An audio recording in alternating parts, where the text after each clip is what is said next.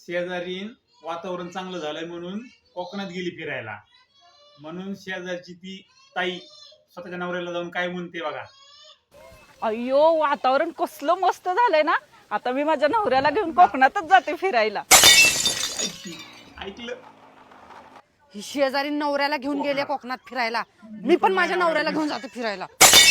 ओ, वातावरण बघा कसलं भारी झालंय. चला मला कोकणात घेऊन फिरायला. जा की तिकडे बस की थंड उगा. आता तर तुमचं काय खरं नाही. अगं काय गा नीट सांग तर की काय म्हणलीस. मला आत्ताच्या आत्ता कोकणात घेऊन चला फिरायला. कोकणात फिरायचं का तुला? त्याच्यात काय एवढी मोठी गोष्ट. चल तुला लगेच फिरून आणतो. हे बघ तुला कोकण फिरायचं का?